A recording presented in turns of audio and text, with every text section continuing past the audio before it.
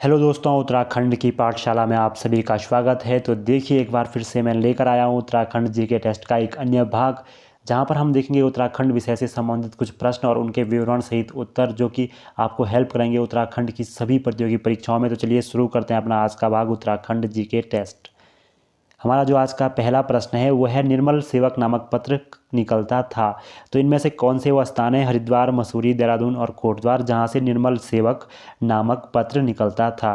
तो देखिए, इसका जो सही आंसर है वो है देहरादून। देखिए दोस्तों, जो निर्मल सेवक पत्र था वो देहरादून से निकलता था, जिसकी शुरुआत 1913 ईस्वी में हुई थी। देखिए, ठीक है। और ये पत्र साप्ताहिक पत्र था, मतलब सप्ताह में एक बार निकलने वाला पत्र था। तो साप्ताहिक पत्र था हमारा निर्मल सेवक, और 1913 में देहरादून से ही निकला था। अब निकालने वाले व्यक्ति कौन है? तो वृंदावन जो रियासत थी उसके जो राजा महेंद्र प्रताप थे, उन्होंने इसे निकलवाया था देहरादून से। और ये उग्र क्रांतिकारी अखबार हुआ करता था। तो इसके जो संपादक थे वो थे राजा महेंद्र प्रताप। निकलता था देहरादून से। ठीक है। अगला जो प्रश्न है वो है, लुसिंगटन द्वारा स्टैम्प पेपर का प्रयोग पुनः कब से शुरू किया गया?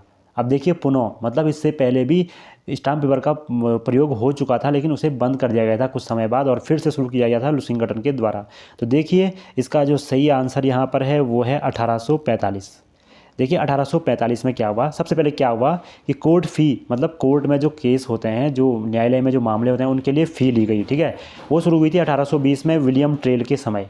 विलियम ट्रेल के समय से कोर्ट मामलों के लिए फ़ी लेना शुरू हो गया था, लेकिन बाद में लुसिंगटन के टाइम तक आते आते इसे बंद कर दिया गया। पर जब अत्यधिक मामले बड़े होता है ना, जब कोर्ट में बिना फीस के मामले लग रहे हैं, तो लोग मामले डालते जाते हैं और मामले बहुत ज़्यादा बढ़ जाते हैं।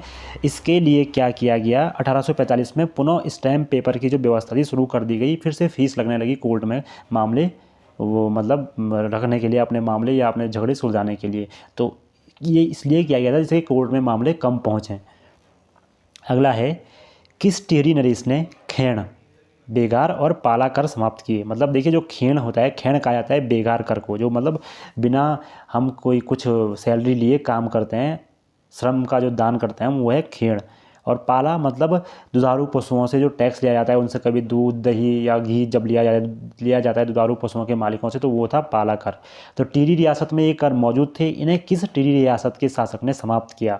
तो शासकों के नाम हैं कीर्ति शाह, नरेंद्र शाह, प्रताप शाह, सुदर्शन शाह।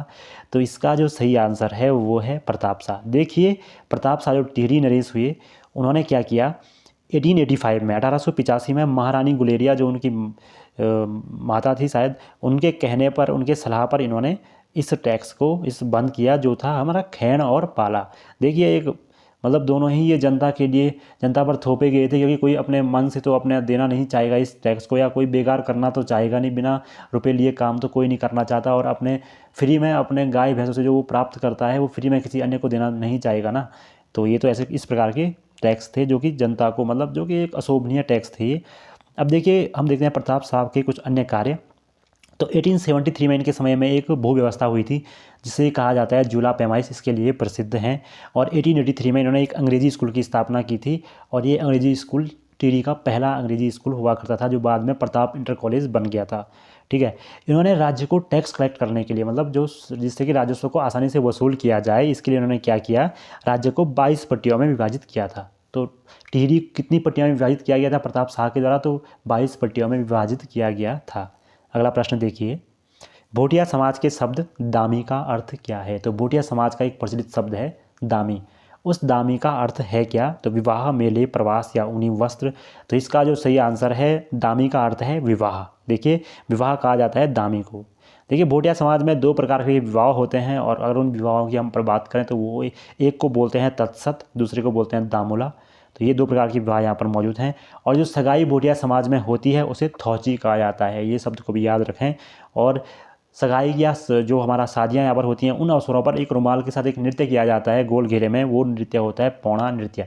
तो पौड़ा नृत्य करती है भोटिया जनजाति। लेकिन एक और शब्द है पौड़ा से, वो है पौड़ा प्रथा। तो पौड़ा प्रथा जौनपुरी समाज, जौनपुर या जौनपुर क्षेत्र में प्रचलित है। तो ठीक है, जो जौनपुरी समाज है वहाँ पर प्रचलित है पौड़ा प्रथा, लेकिन पौड़ा नृत्य करती है भोटिया जनजाति। अगला प्रश्न है, हिमालय संग्रहालय कहाँ पर स्थित है? तो इन 4 स्थानों में से किस स्थान पर हिमालय संग्रहालय स्थित है? तो टिहरी, अल्मोड़ा, उत्तरकाशी और देहरादून। तो इसका जो सही आंसर है वो है उत्तरकाशी। उत्तरकाशी में स्थित है हिमालयन संग्रहालय। और किसके द्वारा स्थापित किया गया है? तो नेहरू पर्वतारोहण संस्थान जो है, जिसकी स्थापना 14 नवंबर 1965 को हुई थी उत्तरकाशी में, उसी ने इसको शुरू किया है। जब ये 1965 में शुरू किया, जब ये संस्थान भी खुद बन रहा था। और इस संस्थान में देखिए हिमालय क्षेत्र की जो सांस्कृतिक धरोहर हैं, या जो मतलब पौराणिक चीज़ें हैं, या पौराणिक तो नहीं कहेंगे लेकिन जो मतलब पूर्व की चीज़ें हैं, जो रहन सहन की चीज़ें हैं, वो यहाँ पर देखने को मिलती है। जो आभूषण हो गए, ऐसी चीज़ें यहाँ पर देखने को मिलती है। ठीक है, अगला है वन पंचायत हेतु नयाबाद या वेस्टलैंड रूल्स उत्तराखंड में कब लागू हुए? तो अंग्रेज़ों के समय का ये फैक्ट है। वन पंचायतों के लिए मतलब जो नयाबाद वो वेस्टलैंड रूल्स अंग्रेज़ लाए थे, वो कब आया था? तो इसका जो सही आंसर है वो है 1934। देखिए 1 अगस्त 1934 को आया था नयाबाद वेस्टलैंड रूल्स उत्तराखंड में। ठीक है, ये था तराई भावर के इलाकों के लिए। अगला प्रश्न है तैमूर लंके के आक्रमण के समय 1398 ईस्वी में कत्यूरी शासक कौन था? तो तैमूर का आक्रमण आप जानते हैं।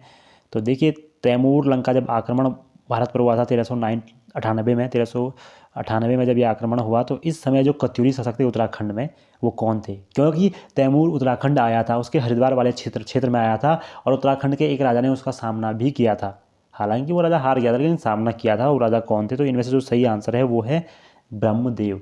ब्रह्मदेव वो राजा थे जिन्होंने तैमूर से युद्ध किया था।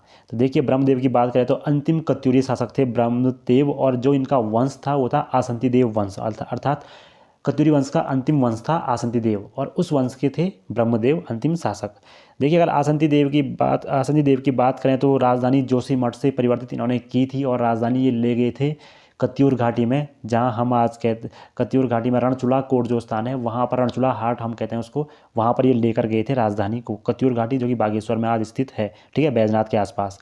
और आसंती देव ने ये कार्य किया था। एक नाथपंथी साधु था, शब्द यहाँ पे हुआ है साधु था, उसका नाम था नारसिंह। इस नारसिंह के कहने पर इन्होंने राजधानी परिवर्तन की थी। अगला है उर्गम क्षेत्र किस जिले में स्थित है? देखिए उर्गम जो क्षेत्र है वो किस जिले में स्थित है? इसे उर्गम घाटी भी कहते हैं। तो देखिए उर्गम जो घाटी है वो स्थित है चमोली जिले में। ठीक है, चमोली जिले में है जोशीमठ के आसपास। लेकिन अब कुछ विशेषताएं उर्गम घाटी की हैं, वो मैं आपको बताता हूँ।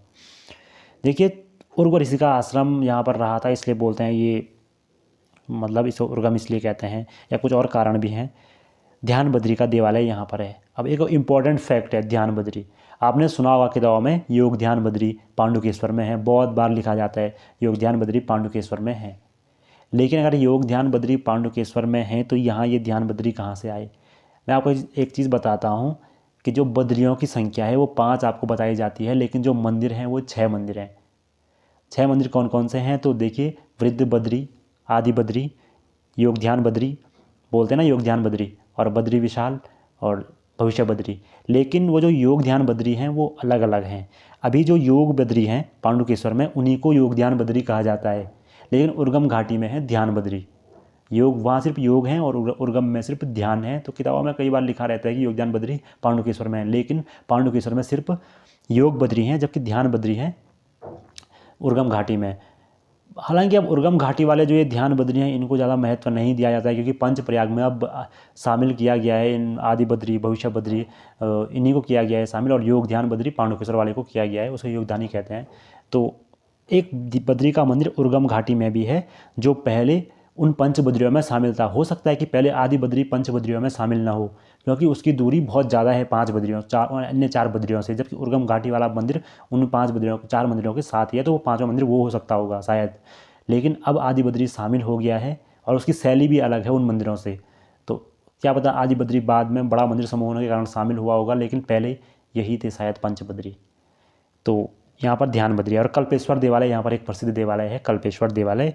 और नागों का प्रमुख क्षेत्र ये रहा है, नाग शासकों का। तो ये था उर्गम घाटी। अगला है राज्य के प्रथम वन्यजीव संरक्षण केंद्र की स्थापना कब हुई? ठीक है, तो राज्य में जो प्रथम वन्यजीव संरक्षण केंद्र की स्थापना हुई थी वो कब हुई थी? आपको पता लगाना है, आपको थोड़ा दिमाग घुमाना है कि कब किसकी बात हो रही है। तो इसका जो सही आंसर है वो है 1935। अब 1935 में कैसे?